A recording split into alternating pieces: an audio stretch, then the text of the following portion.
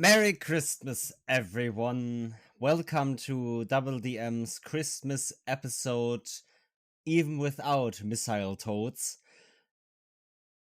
Okay.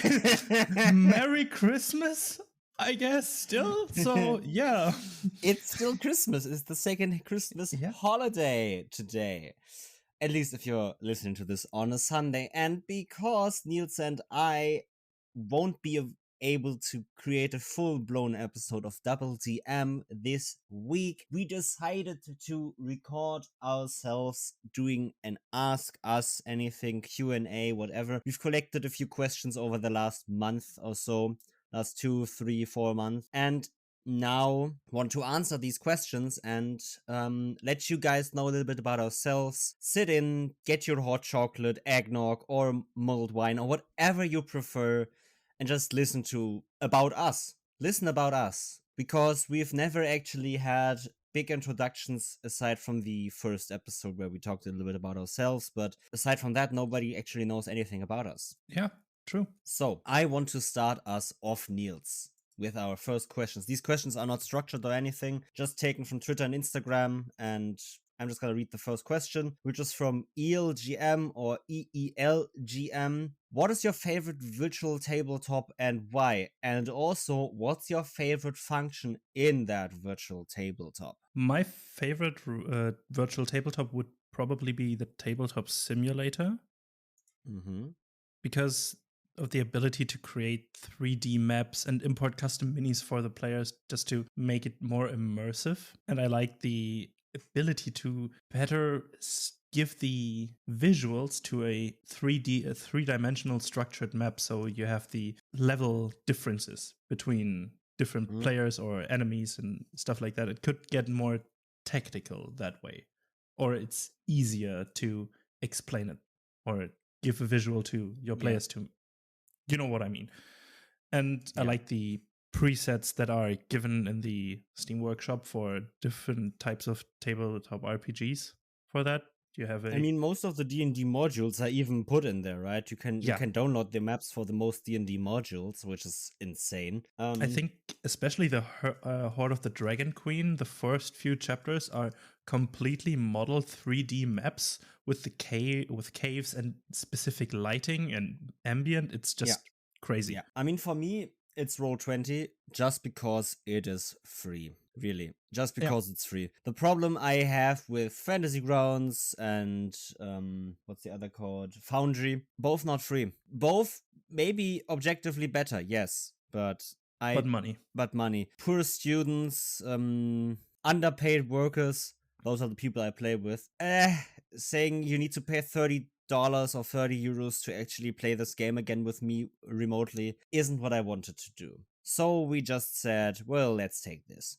And it works. Yeah. The best function is, for me, the dynamic lighting. Oh, yeah, that's awesome. The different areas on the map you have the GM layer, you have the map layer, and you have a token layer. So you can put the map in the map layer, and on the GM layer draw stuff and put hidden tokens there, and then move those tokens to the token layer if you want to, which is great for modeling invisible enemies. Oh, yeah. Which, if you've ever done that and had to mark this in some way, this is a nightmare without that. And I love it. Definitely. Yeah. But the dynamic lighting, I once played with it.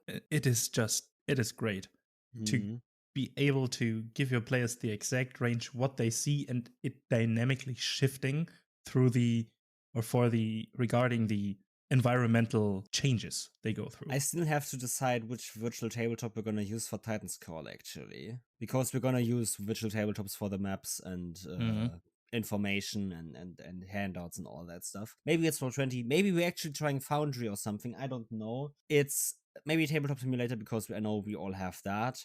I don't know yet. It's just so... I have to decide that as well. Maybe I'm going to try out something different. No? Why is abbreviated such a long word? Asked by Jason Dean from Neck to Charisma. Fuck you, Jason. I mean... Why did you have to tell me that?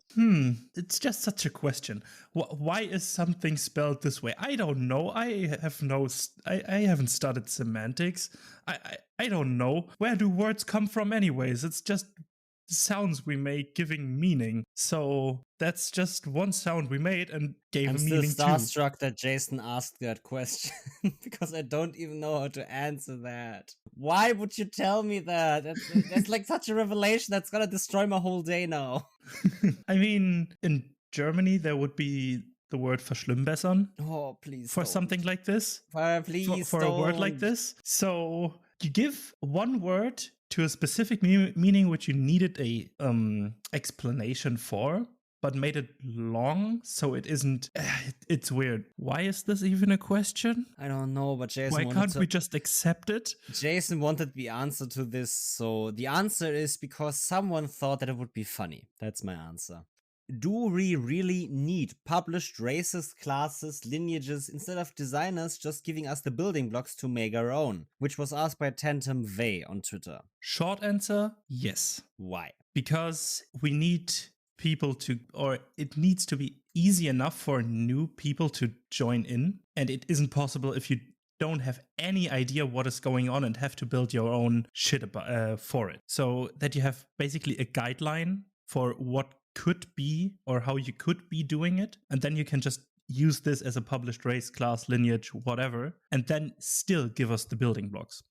I think it would be lovely if we had all the building blocks, but some pre-written characters or classes or races or whatever are needed. Yes. I think that I understand, for example, what this means. The thing is, with Tashas, we have the custom lineages, right? Yeah. Do we even need new lineages, for example, in Strixhaven the Owlin? And I don't know, actually. I'm kind of split on that, because I believe that, especially for D&D, yes, we kind of do need that. It's kind of embedded in the system now. But I understand the question, and because why do we need new content when we can build our own for this? Why do we need the new content we can actually build our own? I believe that enabling both options is the best way to go, though.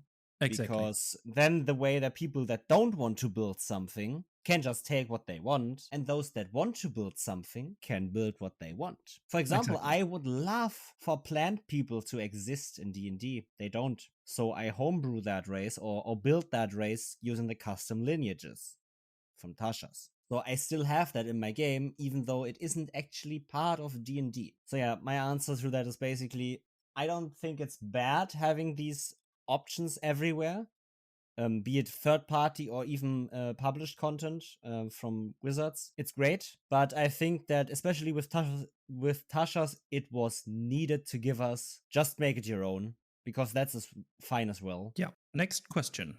Do you drink coffee? And if so, how?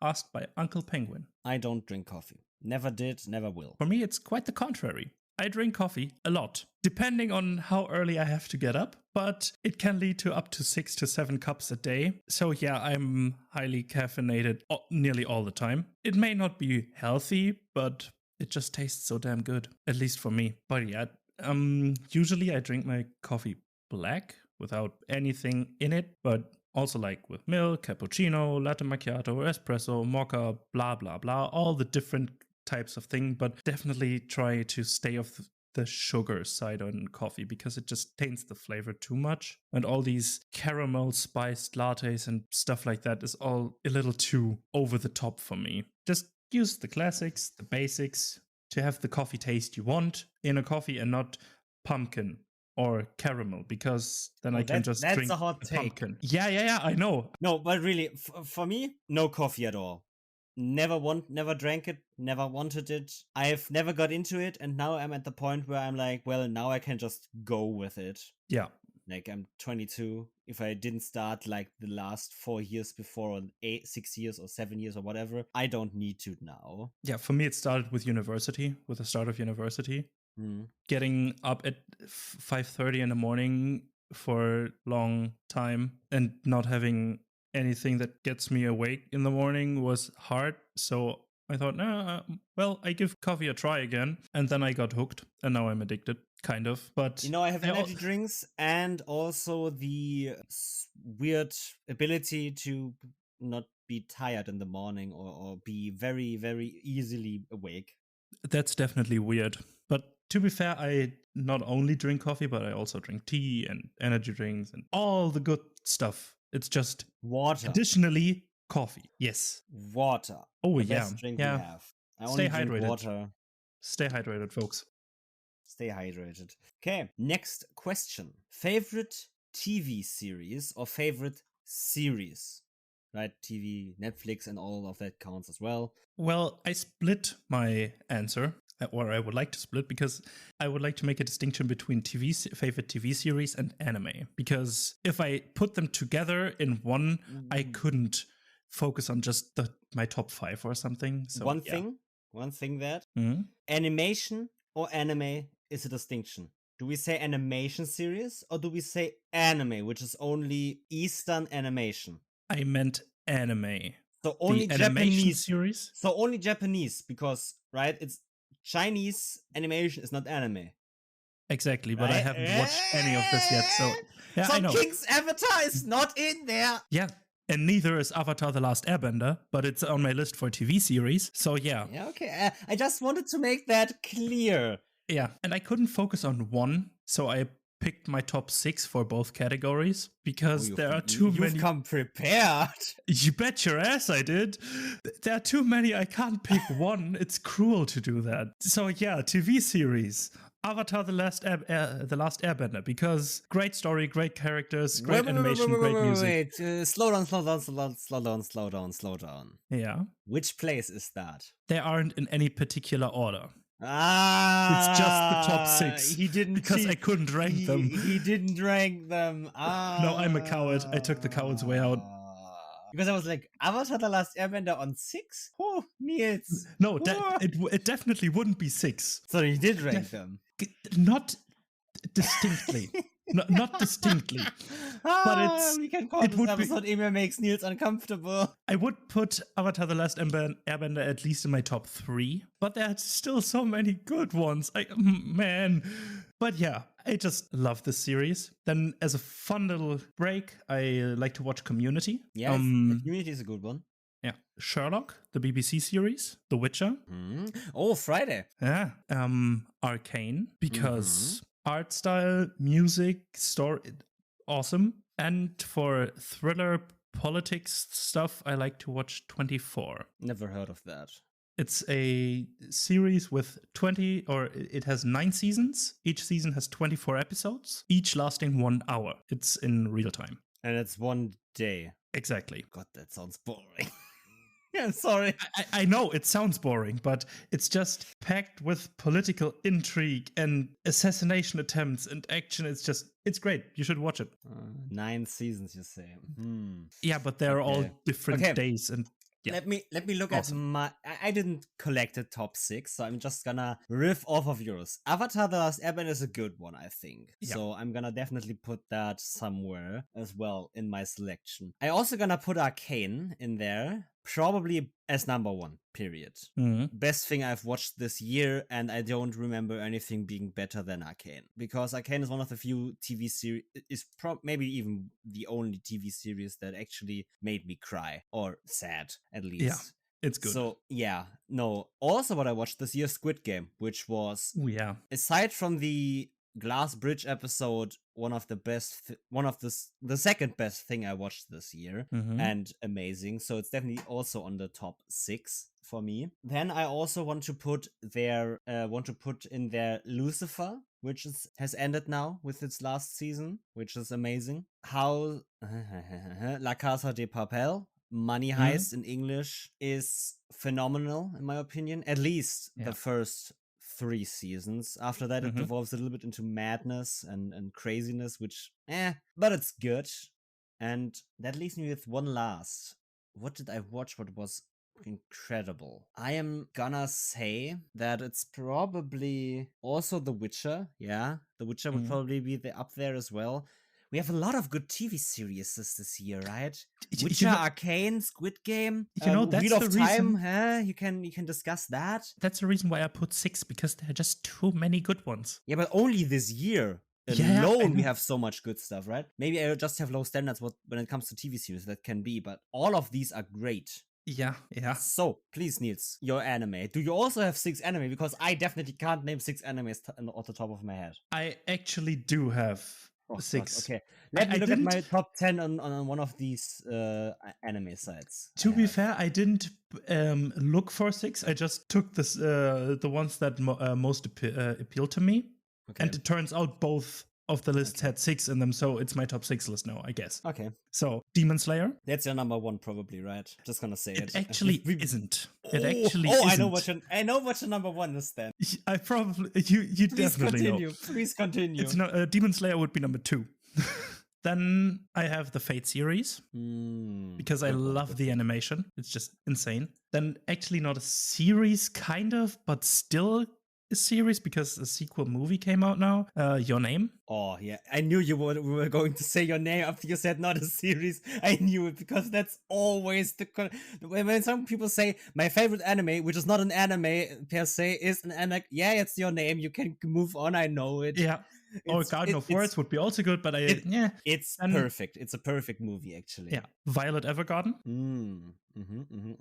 Attack on Titan. Because I mean, our actual play has some influence from that. Oh, it takes some influence from that. It is just a good show. So yeah, of course it has to be in there. January 9th. Oh. Yeah, and Your Lie in April. That's your number 1. Exactly. That's your number 1. I knew it. I was just a sad puddle of tears after I watched this. And I felt weirdly good about it. I don't know what this says about me. On. My top 6 anime. I quickly need to check one thing for that. That's something I never will pronounce, but okay. Let's start with my number 1 undisputed. Wait, that even isn't my number 1. My number 2 undisputed is Attack on Titan. But when you want a good world building and action in one, you need to watch Attack on Titan, in my opinion. Yeah. Because it's the best way to subtle world build, in my opinion, what they do. Yeah. My number 3, or not even number 3, because I don't know about the lower 4 of these, is ReZero.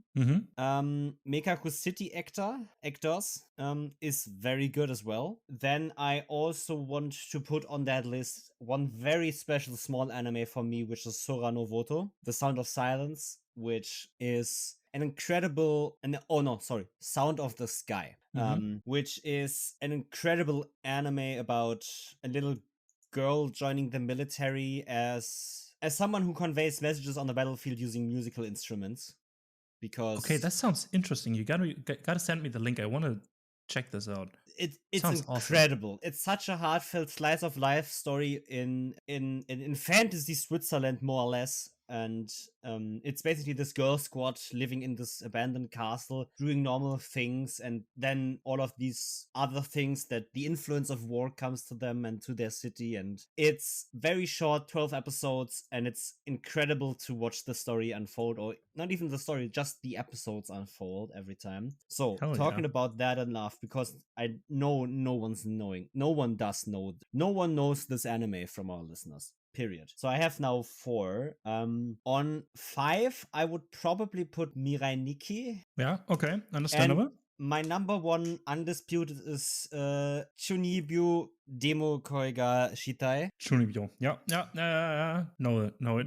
Because of the incredible heartfelt silliness of it, in my opinion. It's this very simple, heartfelt, silly story about these 2 characters and the people around them. Yeah. And I just gotta say real quick, I'm sorry that I opened up the anime category, because we could get a lot of shit for our lists because some of them aren't in there. But us. Okay, wait. Fuck you if you want to dispute our anime list. What's your favorite waifu? Oh Jesus! You really want to do that right now, yeah? No, I actually don't. But I know yours. Of course you know mine. If you know me, it isn't that hard. Yeah. If we talked about anime, you know my anime waifu. It isn't Yeah, that hard. I know your anime wife. We did tier lists together. A lot of them. Okay, do we want to move on before we get a lot more controversial about this topic? Yeah. Who is the greatest TV series character and why is it Colonel Jack O'Neill from Sönke? Why is it Colonel Jack O'Neill? Because it's Colonel Jack O'Neill, obviously. I gotta give this question to you because I haven't prepared this one. Everything else, but I have overread this one. I'm sorry. Favorite TV series character? There are too many great ones. No. Why Colonel Jack O'Neill? That's an inside joke Sönke wanted to be put in there because on his birthday we did a quiz of TV series characters and like half of the questions were Colonel Jack O'Neill. Okay, good. Okay. And we finally realized Colonel Jack O'Neill is Sönke's favorite character. And even if it isn't anymore, fuck you, Sönke. Now it is. Okay. Also, he's now Major General Jack O'Neill. I remembered that, Sönke. I remembered that. At least I hope that's correct. I might get a bit of shit from you and Sönke on tomorrow, but who is Colonel Jack O'Neill? I don't know. Okay, good. Okay. Yeah. Do you choose dice based on character, the system, the day, the position you're in at random, or else? Again, from Sönke. How do I choose my dice? I always choose the newest. Fair. The newest dice set gets chosen, and then at some points I'm just gonna switch the dice set at random for something. I am not the normal type of TTRPG players that buy dice for every character or buy dice for every game they play or buy whatever. I have no special dice actually for any kind of game. I wanted to buy one for the Star Wars Edge of the Empire and whatnot, or what the else expansions are called. But we never got around to playing that more than 2 sessions, so I didn't. I also don't have any specific character dice, and I don't buy dice for campaigns, character sessions, or whatever. I just buy dice, a lot of them. I'm what you could call a dice goblin, kind of. Funny math rock makes click-clack noises. I like them. And I have 3 that I regularly switch between, my 3 most used. Why? I don't know. I just like the colors. Sue me. And also, one big thing, I choose my dice based on behavior. If the dice behave, they get used. If they misbehave, they end up in dice jail. It is the law. That's just what it is. Okay. Are you a law beard? And if so, how long is your beard? Am I a lore beard? I mean, I have a beard, but lore beard, I wish I was. You wish you were? I mean, I write a lot of lore for my worlds and stuff, but not coherently, like not in a timeline or anything. I just write what just pops into my head because I can't concentrate on one thing too long. Mm-hmm. And then just, okay, yeah, there were dragon emperors. All right. Oh, but in this country, at a different time, there was this. Okay, then I write this, and then I just jump back and forth. So there's just bits and pieces of world and country lore spread all over, and I don't know why I can't find the motivation to just add them together, but I don't. But yeah, depending on how you measure it, 4 to 10 centimeters long, 1.5 to 4 inches. Is my beard. Thanks for asking. I'm kind of the same as you. That question was asked by cc. on Twitter. One of our guests, one of our best guests. All of our guests are the best, but CC's episode was one of the coolest I've ever did, in my opinion. So yeah. No, I just write random lore everywhere. I don't know much video game or other fandom lore actually. Aside from maybe Witcher, Dishonored, and Pokemon. Yeah, I'm not that interested in lore of other people since I realized that I can make my own. So for my world, yeah, there's a beard, not long, but there's one. And aside from a few video game franchises, oh no, wait, I'm a lore beard for League of Legends, Witcher, Divinity, and Dishonored. Those 4 games. For me, it would probably be League of Legends as well, and the Warhammer 40k universe, because I played that game a long time, and yeah, you just naturally build up this lore knowledge just through playing the game, because one thing I like about the rules of that system, especially for specific armies, is that their abilities are based on the lore, obviously, but are explained by the lore why they have it and why they work the way they work. Okay, interesting. For example, for orcs, if they paint something red, it goes faster. If it is blue, it is more lucky and stuff. And it is these game mechanics are based on the lore and are explained within the lore why they work the way they work. And yeah, I just like that. Interesting. Next question. Predict what D&D 6e might entail. Asked by Maka. That's a big question, I would say. Yeah, it is. What does D&D 6e entail? I would probably say that the first thing D&D 6e entails is that it stays in the 5e realm of design. Mm. The simple, class-based, I would say, like, okay, let's say this. What is, in your opinion, and this can be wildest theory, biggest wish, or whatever, the biggest change they're gonna do for 6e? Biggest change, I hope there will be a more distinct skill system. You mean in what way? Like, they gave an optional rule to use other attributes with certain skills, like intimidation and strength can be used together. That's what but you something, mean. Okay, yeah. Something like this, but based in the basic rules, and maybe a little more split out the or skills itself. So survival could be split up in tracking and fire making and stuff like that. A little more, not too complex. Yeah, but a little more distinct. I agree that there will be more. I hope there will be more skills, or that the current skills are better distributed. Survival and tracking could be. Tracking is in survival, but you could say tracking is a completely different spell or skill. Sorry. Exactly. And then I don't want too many, but there should be some more distinction for me, maybe. Exactly. What I would love to see is D&D include a complete overhaul of backgrounds. Yeah. Because honestly, who uses them? Yeah. I really want them to work on something that is amazing, that their background has impact and not only just one feature you might use in this very specific situation. And also with that coming is an overhaul of personality of this personality traits, ideals, bonds, flaws. Yeah, they're there, but on the character sheet I usually leave them blank anyways and decide how I want to play my character the way I want to play my character. Yeah, especially I don't want to decide that when I just roll up stats or something. I want to decide that in play. Like there could be something very fun in there though. Instead of ideal, maybe ideal is actually still the best of that, because a character has maybe an ideal, but I don't want that to have mechanical impact, but I also don't want it to be lost, but maybe a place for where you note certain benefits from story benefits. Maybe I don't know. I really don't know how this is from a design perspective, but maybe something like a goal and working towards that goal gives you more XP. Yeah. Killing an enemy that is standing in front of you achieving your goal is better than just killing a random enemy, which maybe even goes against this stereotype of murder hobo characters that I've never encountered before in my life. So yeah. One thing I like. Sorry. Go ahead. One thing I think D&D 6e might will entail is an overwork of spells. Oh yeah, I believe that they are gonna work on spells. I don't like the spell slot system all that much. It's weird, but I understand that it's simple, but it's kind of not intuitive.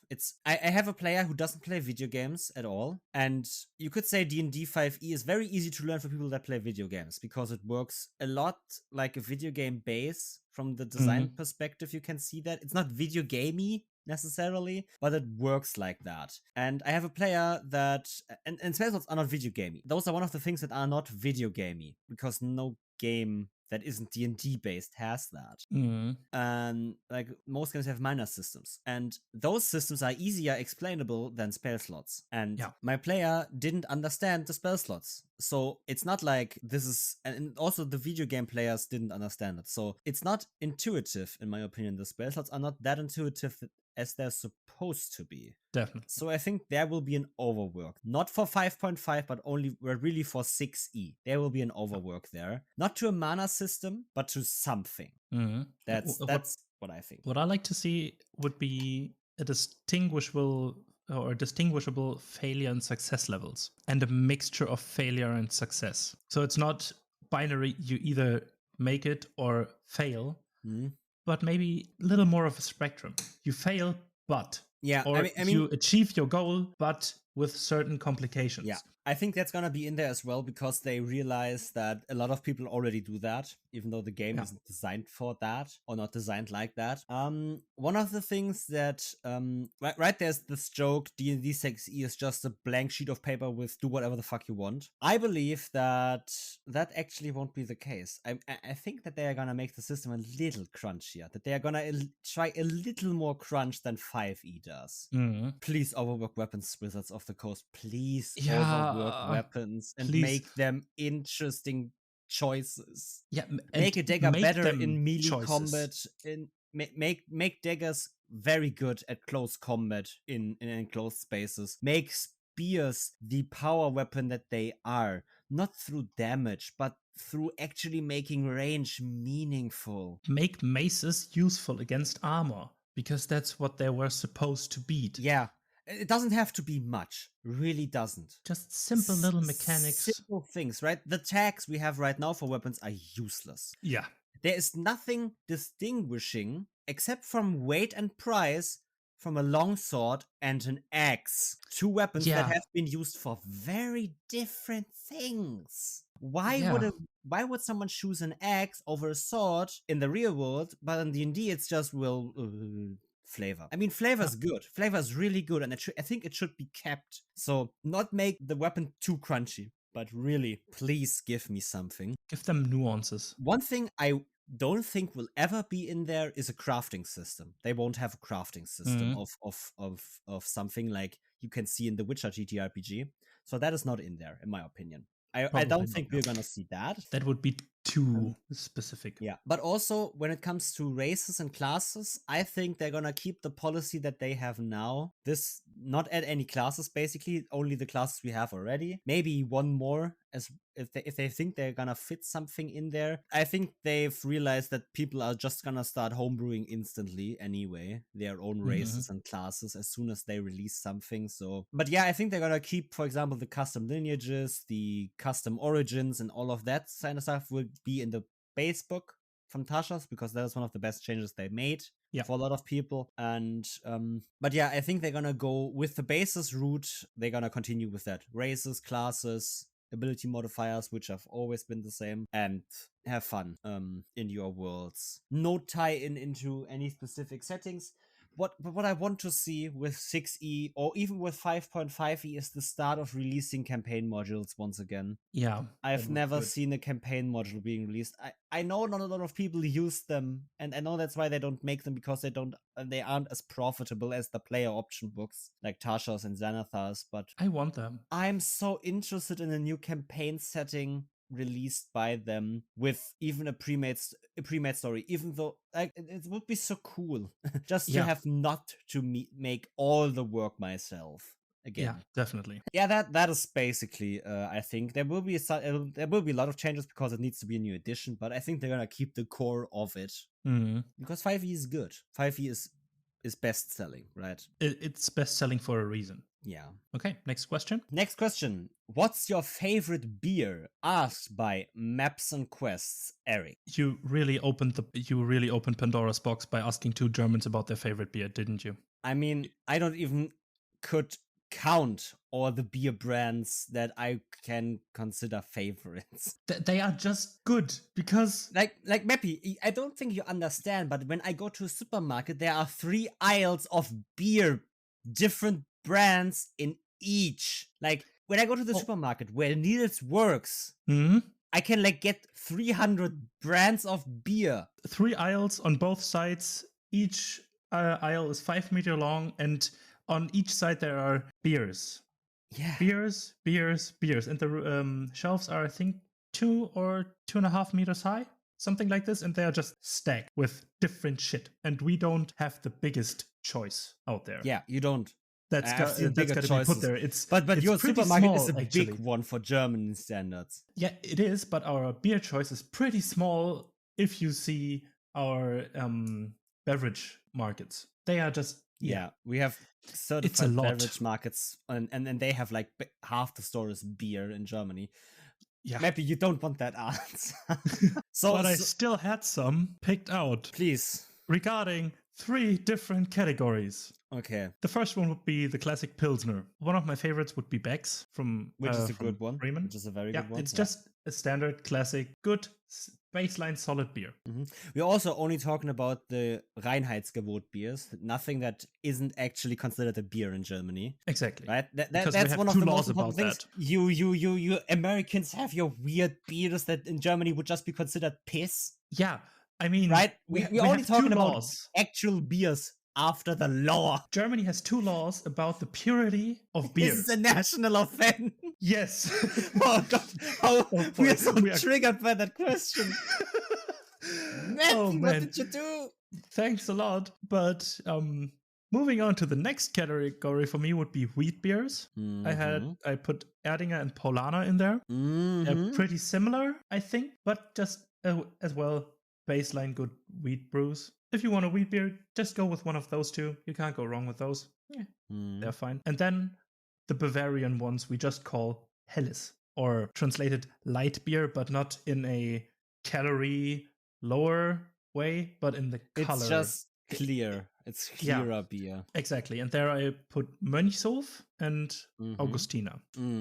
They're just... Yeah. Augustiner, I think I would put Augustiner on the top 1 of my beer list, probably. Because it's the one I drink the most. It's good. It's nothing spectacular.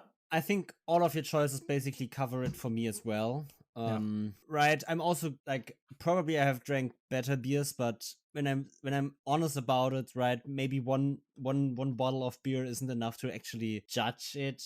So those that you named are the ones that I probably also drink the most. So they are the ones that would probably be on top there. But the thing is that we have a lot of different brands and a lot of different beers out there, and I've tasted maybe like 2% of all the beers in Germany. Yeah, I mean, the more south you go in Germany, the more breweries there are. And there are just, it's a village with like 2 houses, and one of them is a brewery. They're just small little private breweries which don't even make it up this far up north as we are. Yeah. And I think those so beers localized. Are amazing as well. But it's just not enough to get sent up here. So yeah, I mean, America has a great microbrewery industry, but I've never tasted an American microbeer because I'm never allowed to drink beer in the States when I went there, because I never went there after I was 21. Fucking I think the microbreweries are comparable to our German craft beer thing. I mean, they are craft beers, right? Yeah. And I gotta say, for most of the craft beers, I'm not a huge fan of. Especially the IPAs, I'm not enjoying that much. They're just a little too sour. Hard to describe. It just isn't for me. Yeah. Next question. Yeah, thanks for opening the box of Pandora again, maybe. Yeah, thanks for opening this box. Niels and I are gonna have a talk about this 20 minutes after the episode still. Okay, next question. The next question is from Thinking Critically. Are you DMing in English or German? And are there unique challenges when it comes to English? Most of my DMing is in German, which is gonna change for Titan's Call. I've played in English before, but never DM'd. Unique challenges are just the simple language barrier, because I need a lot more processing time in my head when talking. I was on an actual play show with Hope for TTRPGs, Cody, Garrett Wells, Josh from Check These Out, and Doug from Nerdy Excursions. And I think that one could see that my brain needed a little longer to actually think about what I wanted to say, because my thoughts are a weird mess of German and English words together, and I had to think a lot more on, okay, what do I want to say actually? How do I say that? While the rest of them was already ready in talking, so I was like, So yeah, the unique challenge is probably that I have to think more in English, which is English thinking doesn't give me headaches or something, but it just takes a little longer. Our brains are working harder to think in English than in German. Yeah, I think because we are still thinking in German, but are translating our thoughts in our head in English and then thinking in English. We have to make one extra step. Yeah, and that extra step takes time. Exactly. But I think I mainly DM in German as well, but all the in-game terms are conveyed in English. Yeah, Like skill checks. that's one thing, right? The unique challenge in German is conveying the English words, because when I tell my players, and now this is gonna be in German, der Gegner ist 30 Fuß von euch entfernt, they don't know what 30 feet means. Yeah. Because we use a normal metric system, you Americans out there. Miles and feet is bullshit for us. Yeah. And now conveying what 30 feet means takes some time. That's the unique challenge of playing an English game in German. So, one thing with the German-English thing, spell names in German are just weird. There is the German version of the PHP, but I think they actually never translate the spells or something. Yeah, I have a translated spell list for one of my characters here. Oh. And chromatic orb is chromatische Kugel. Chromatische Kugel, Junge. Yeah, and you know the spell prestidigitation? Oh no, please don't. Taschenspielerei. Oh, but that's actually kind of good. That's good, yeah. And charm person is Person bezaubern. Okay, that's easy, yeah. Find familiar is Vertrauten finden. That is actually kind of cool. So but enlarge, reduce is just called vergrößern, verkleinern. If you just, I mean, it's the correct translation. That's but just enlarge, reduce into Google Translate. Yeah, but if you are used to the English spell names and then read chromatische Kugel, chromatische Kugel is a very good one, actually. I love it. But like, it's not good, it's just funny.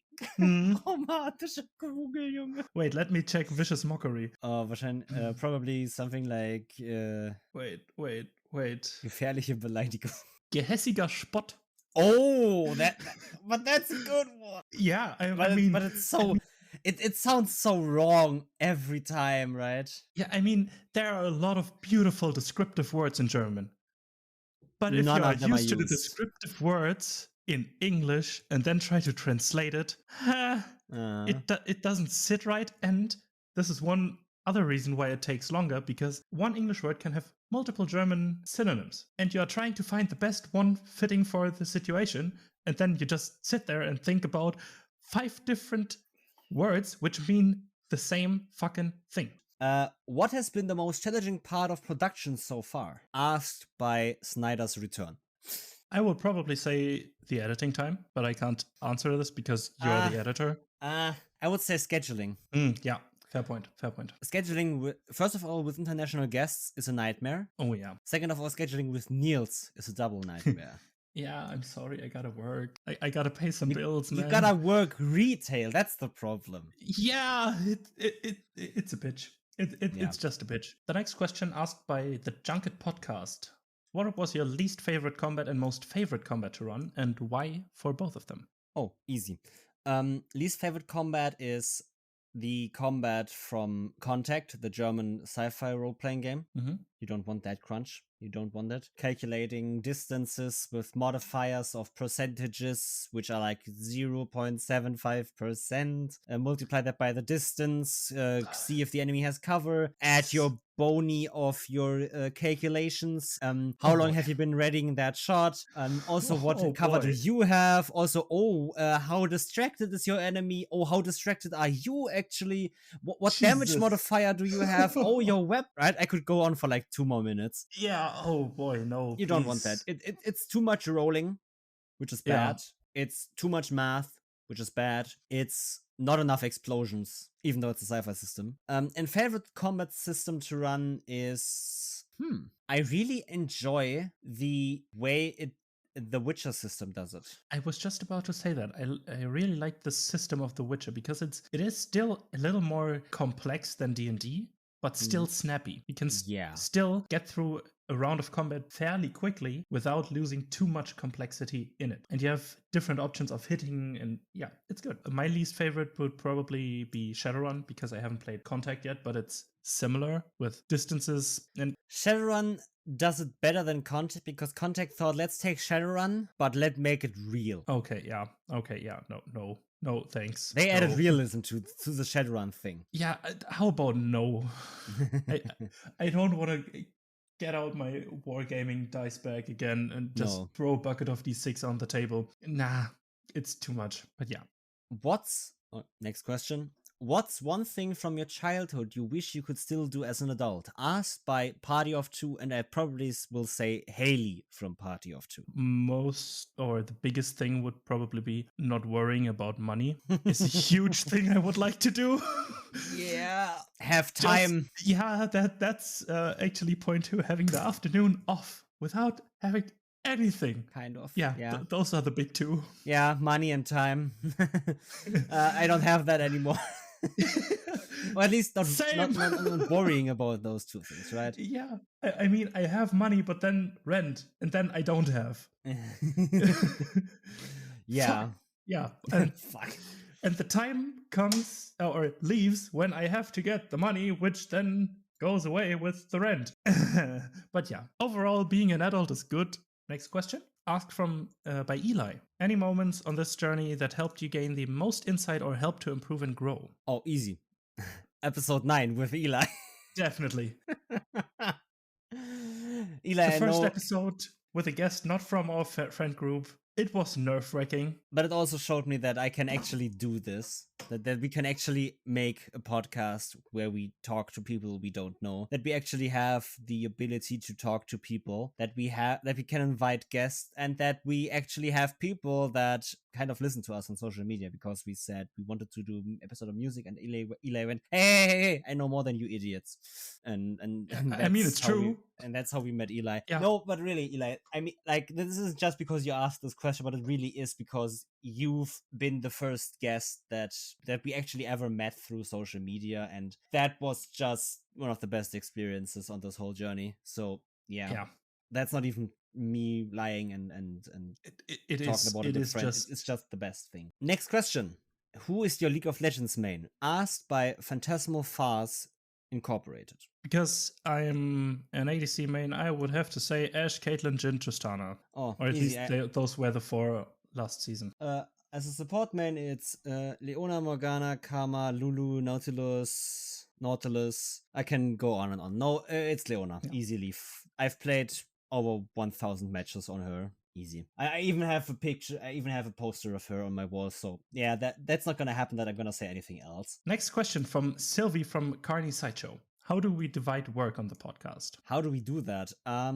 Well, if we have talking about episodes, we do both equally work. We talk in the episodes and all that. Editing is me. Social media work is you. Me. Art and all of that stuff, which will be important for Titan's Call, is you. Exactly. Yeah. And yeah, but basically all the work, like, we divide this pretty evenly, I would say. Even though right now it's a little bit more of me, I would say, because I do social media and editing. But that's on decision, and you do the art for Titan's Call, which will be important if we start doing Titan's Call.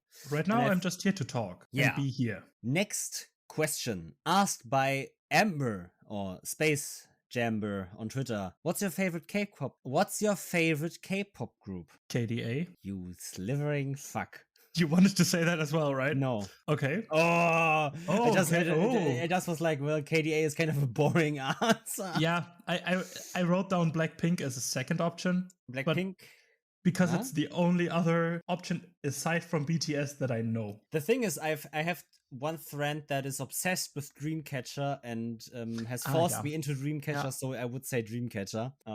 If you want to go very old, we can also talk about 2NE1. But sure. That's like 10 years ago. Okay. Then next question, again from Ember. Most satisfying thing about playing TTRPGs? Friends. I mean, it's the boring cliche answer, but it's playing with friends. Or with about to be friends. People that playing with people that make the game interesting and that care about you while playing the game, because that creates moments where they will give you the limelight, where they will help you shine, where you will help them shine, and that's the fun, right? Yeah. Having these awesome moments with people around you. And I mean, most of my best friends are people I have played TTRPGs. You just bond over that in a way that most other meetings can't give you, I think. Yeah, I mean, the thing is, there are it's also very satisfying to maybe land a critical hit, to land a killing blow on an enemy, right? It's satisfying to have this intriguing moment. But when I'm gonna go very into it. I could say what is very interesting to me and very intriguing is solving a mystery before it's supposed to be solved. Oh yeah, right. The satisfaction of boom, I got it. I understand now, and your DM lighting up with excitement because you solved their puzzle or their mystery for you. I was just going to say, for me, it's on the other side because I haven't played that much yet, but seeing your players have fun and seeing your players solve that mystery, they just put all the clues together and just go, shit, yeah, I got it. This is happening. This, and this. And you just sit there like, yeah, you bet your ass it does. Good job. Go ahead. Tell them. No one will believe you in the world, but I do, and I know it's right. Yeah. And also what I realized is telling other people of your exploits. Even though it sounds kind of silly, but really talking to people about the cool stuff you do on a Friday night with your friends, even though it's just rolling dice and talking to each other, telling them about killing dragons and uncovering dark cults about to summon Tiamat. That's cool. I mean, it's the best shit. You can roll dice and kill dragons. What is... talk about it. What is there more you want on a Friday evening? Rem or Emilia? Wrong answers only. Asked by Daniel, one of our friends. Fuck you. Moving on. I haven't seen ReZero yet, so I can't tell anything. But based on memes, I have to say Rem. Hey, Daniel. Ram. Ooh. Okay, next one. From Kate M. Warfield Books. Would you ever consider guests who are both D&D and fantasy novelists? I think we would consider anyone a guest that has any kind of indication into TTRPGs, any kind of viewpoint is interesting to us. If people want to guest on the show, you can just come to us and ask. When you want to ask us, please tell us what you think, not what would make you interesting, because that's what for us to decide, but what you would love to talk about, because then we can decide if it doesn't have to be in a formal application. Please don't, we're just some idiots. You can just message us on Twitter or wherever and just tell us, hey, I want in on your show. I want to talk. And then we can decide if we want to have you on. We're not entitled pricks or something and say we only want the big guests, but we want to know our guests before we let them talk on our platform. Exactly. But in general, would we consider guests? Yes, we will. Next question asked by Amber once again. Favorite Hot Pocket flavor? I only ate one Hot Pocket flavor once, and I was not a huge fan, so I have never eaten any Hot Pockets since. Niels, fuck you. I'm a Hot Pocket, you know that. And that's what I was talking about. No, I was talking about the Apple Hot Pockets from McDonald's. And no. Best Hot Pocket flavor is pepperoni pizza. I gotta try it. I haven't had any savory Hot Pockets, so yeah. Next question. Asked by Felix, a friend of ours. Why are you so... Asked by Felix, a friend of ours, why are you both so goddamn hot? Filters. I was going to say we are. That's something my self-worth would never allow, my friend. I think because of reasons and filters. Next one. Next one. I'm currently tabbed out. Favorite Zelda game? Asked by Alex Poole. I gotta admit, I have never played any Zelda games. I've only played Ocarina of Time, so I have to say that. But I played at least one. I heard good things about Ocarina. Ocarina of Time is, I think, the all-time favorite for most people. It's the classic, yeah. I so much want to play Breath of the Wild, but I need to switch for that. Now, okay, next one was asked by Marcy. What's the funniest thing we experienced together? Well, my immediate thought was the pre-show shenanigans where Emil trolls me all the time.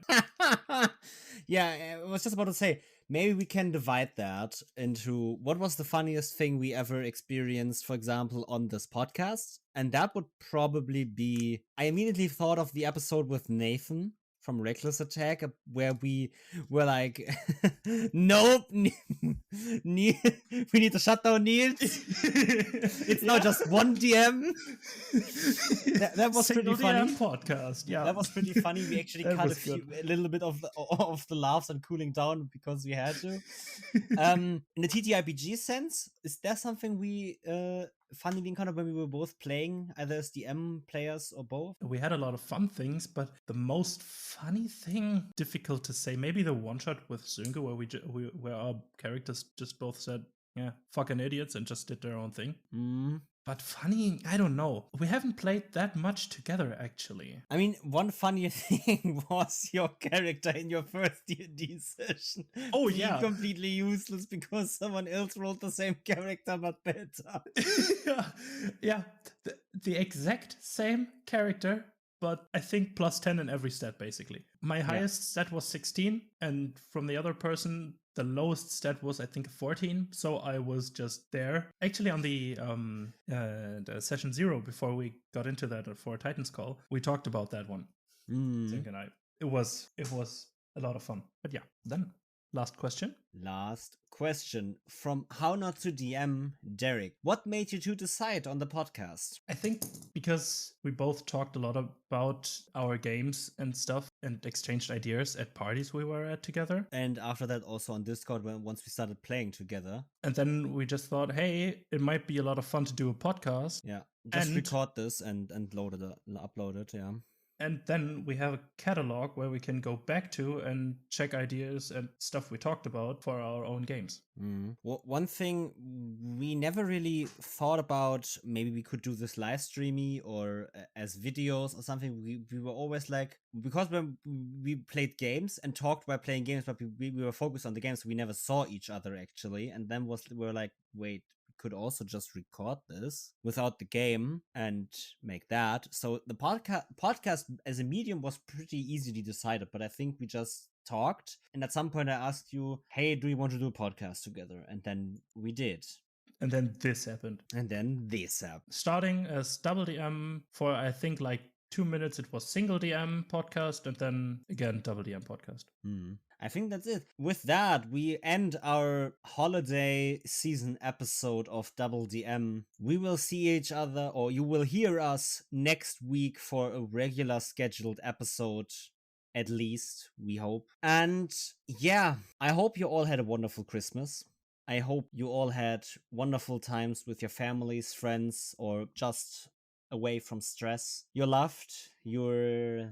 People care about you. Thank you for listening. You can find us on social media, on our website, doubledm.com. You can donate to us on Ko-Fi. We just hope you stay happy, healthy, hydrated. Have a good time. Have a good time. Until next week. Bye-bye. Bye-bye.